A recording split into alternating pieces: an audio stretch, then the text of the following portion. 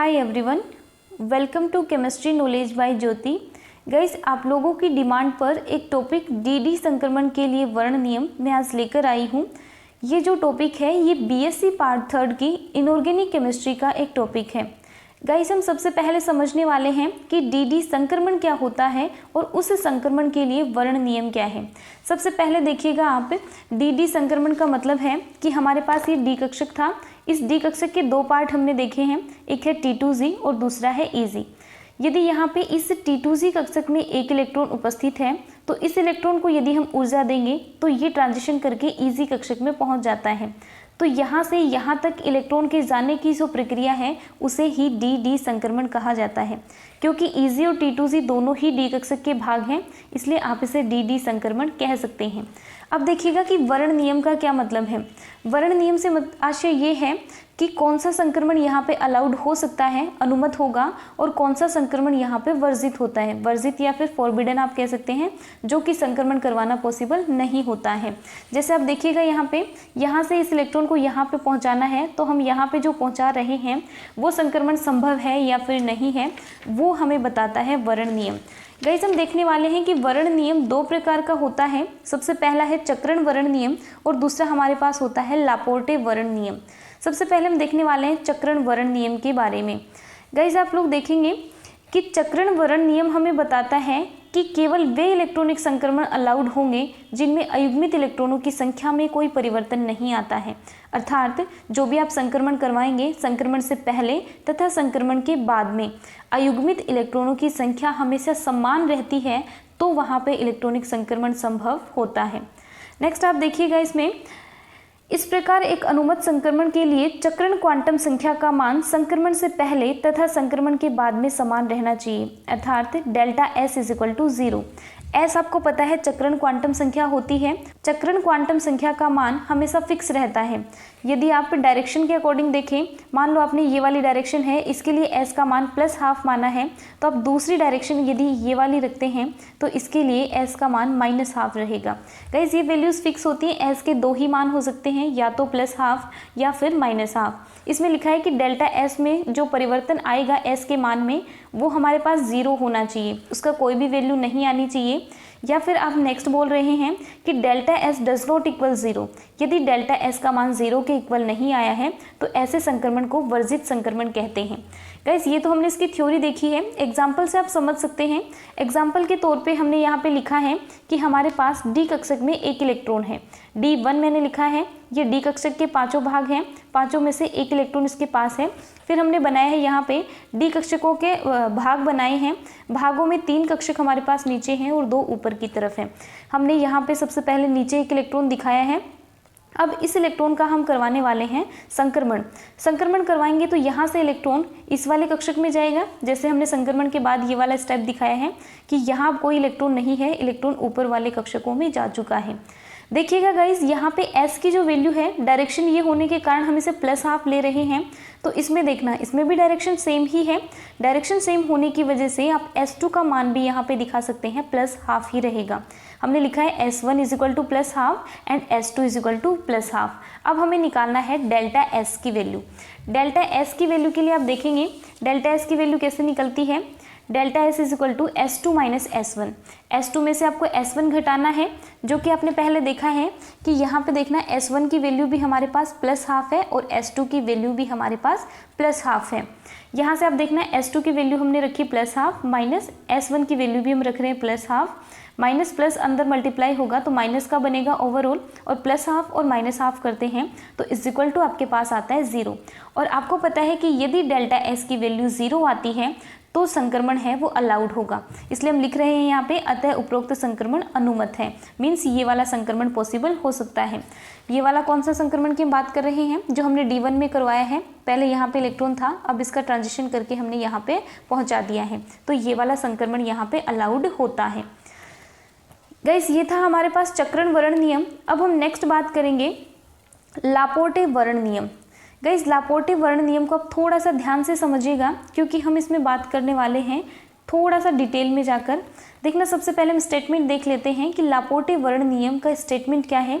इस नियम में देखना, इस नियम में केवल वे संक्रमण अनुमत होते हैं जिनमें सममिति में परिवर्तन होता है, और सममिति का मतलब है सम से विषम सममिति और विषम से सम सममिति यदि होती है तो वहाँ पे संक्रमण अनुमत होता है, जबकि विषम से विषम और सम से सम की ओर होता है तो संक्रमण वर्जित रहता है। जैसे आगे लिखा हुआ है कि वे संक्रमण वर्जित होते हैं जिनमें सममिति हमेशा समान रहती है, अर्थात जी से जी की तरफ और यू से यू की तरफ जाता है। गाइज आपने यहाँ पे ये जो जी और यू देखा है ये आपके लिए नई टर्म हो सकती हैं, हो सकता है कि आपको इन टर्म्स के बारे में कोई आइडिया नहीं है, तो मैं पहले आपको यही समझा देती हूँ कि क्या जी का क्या मतलब होता है और यू का क्या मतलब होता है। गाइज सबसे पहले हम देखेंगे हमारे पास ये कुछ कक्षक हैं, इन कक्षकों के अकॉर्डिंग हम डिसाइड करने वाले हैं कि कौन सम्मित है और कौन असम्मित है। सबसे पहले आप चेक करेंगे कि जी और यू कैसे लिखे जाते हैं, तो उसके लिए आप देखना ये हमारे पास एस कक्षक की संरचना बनी हुई है।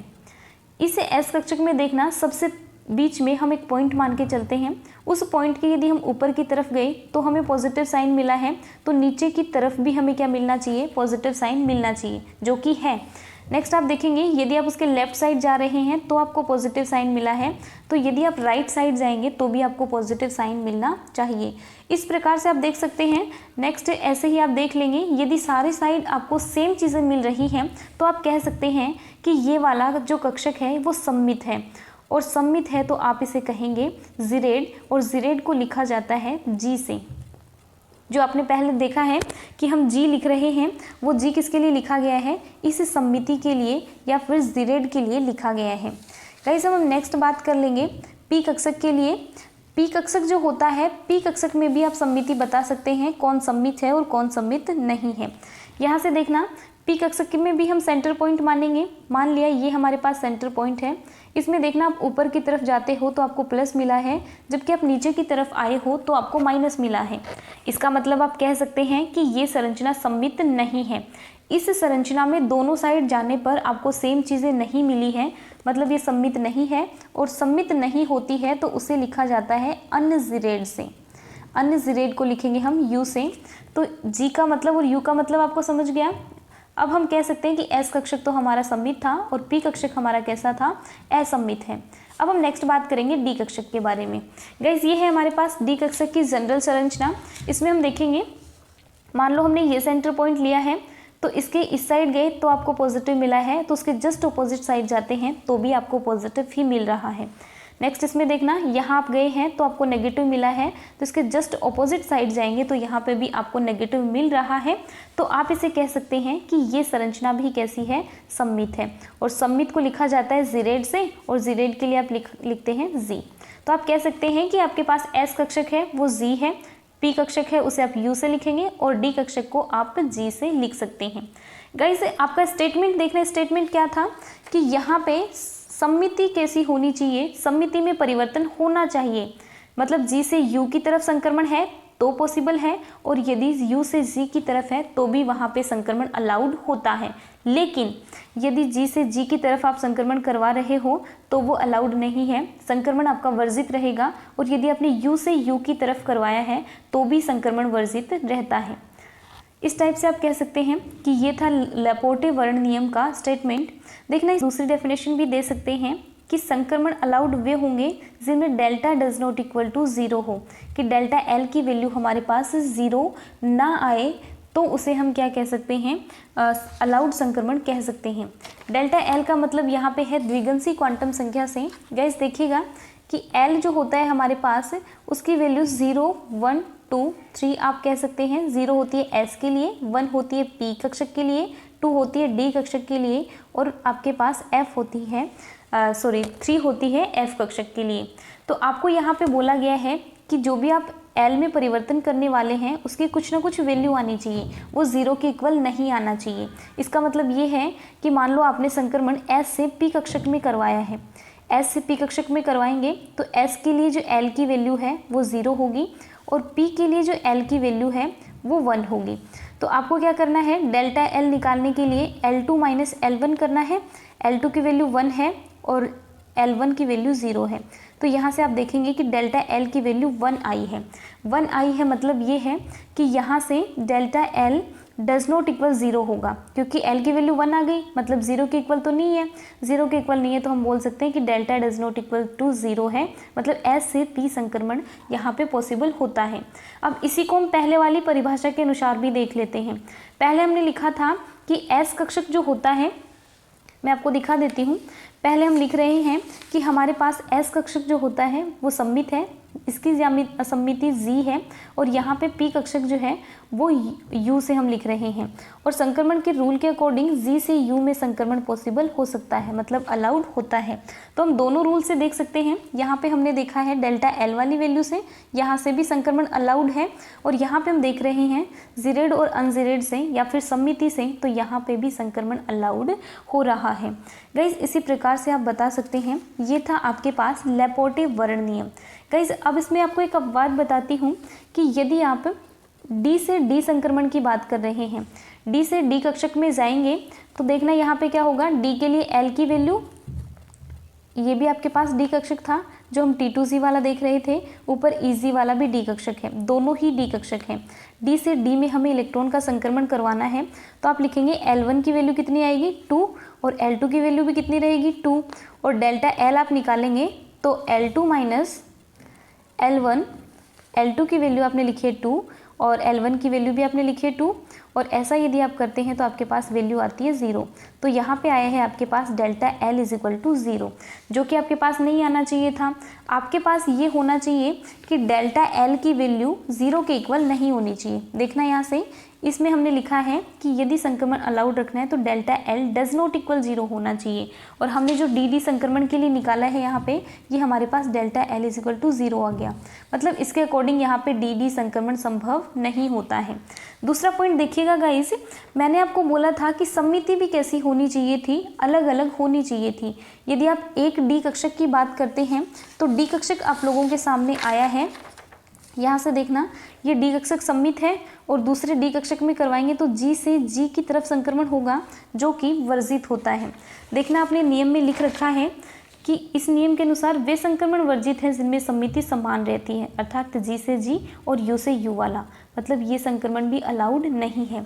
फिर भी हम देखते हैं कि डी से डी संक्रमण कई जगह होता है, तो वो क्यों होता है उसमें देखना क्या लिखा गया। यहाँ पे देखिएगा, लापोर्टे वर्ण नियम के अनुसार डी संक्रमण अनुमत हो सकता है यदि यौगिक जिसमें डी संक्रमण हो वह सममित ना हो, अर्थात उसकी संरचना में असममितता पाई जाती हो। अब देखना डी से डी हमने लिखा है तो डेल्टा एल की वैल्यू भी 0 आई है, जिसका मतलब हम कह सकते हैं कि संक्रमण संभव नहीं है या फिर अलाउड नहीं है।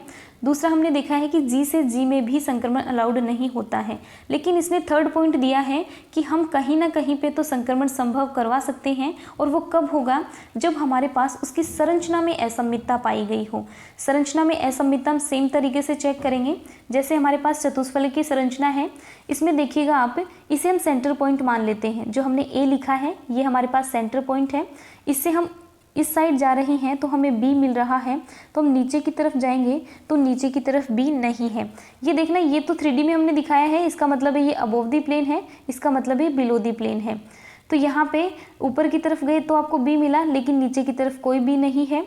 इस साइड आना, यहाँ पे जब आप आ रहे हो तो आपको बी परमाणु मिल रहा है, तो इसके जस्ट ऑपोजिट जाने के बाद यहाँ पे भी आपको बी मिलना चाहिए था, जो कि नहीं है, और ना होने की वजह से आप कह सकते हो कि ये संरचना आपके पास असममित है।